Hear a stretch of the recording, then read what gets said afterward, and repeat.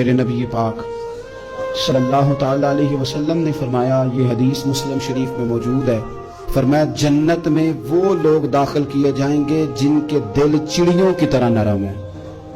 نرم دل کے لوگ، معاف کر دینے والے، جلدی مان جانے والے۔ ایک صاحب تھے، اپنے بھائی سے ناراض ہو گئے اور انہوں نے رشتے سے انکار کر دیا۔ پہلے ان کے بیٹے کی وہیں پہ نسبت تھی، انکار کر دیا۔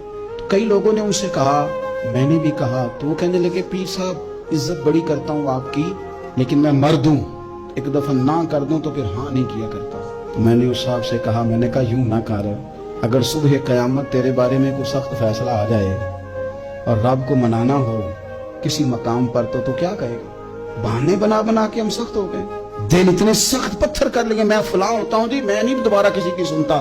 اور خدا کے بندو، میرے نبی پاک علیہ السلام نے فرمایا، مومن تو اس طرح ہوتا ہے جس طرح اونٹ کے ناک میں نکیل ہوتی ہے، بٹھا دو تو بیٹھ گیا، اٹھ جاؤ تو اٹھ گیا۔ اور حضور نے فرمایا وہ لوگ جو بہت بد اخلاق ہیں، جھگڑالو ہیں، فسادی ہیں، سخت دل ہیں، وہ لوگ جنت میں نہیں جائیں گے۔ جو جھگڑے کرتے پھرتے ہیں، جھگڑالو لوگ ہیں۔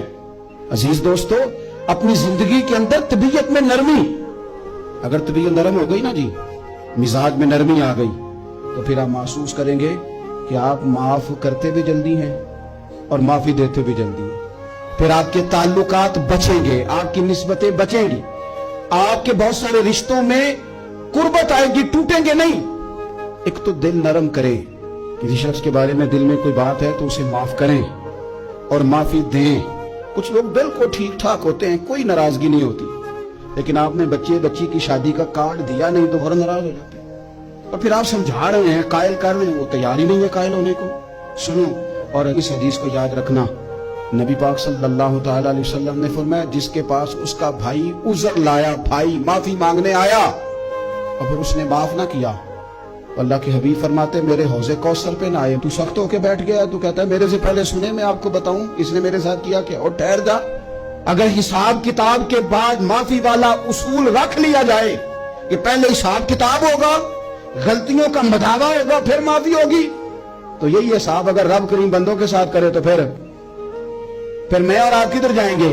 تو اس سادی بات پہ آ جاؤ نا، تو دو جملوں میں حضور نے سمجھائی ہے، فرمایا تم رب کے بندوں کو معاف کر دو، اللہ تمہیں معاف کر دے گا۔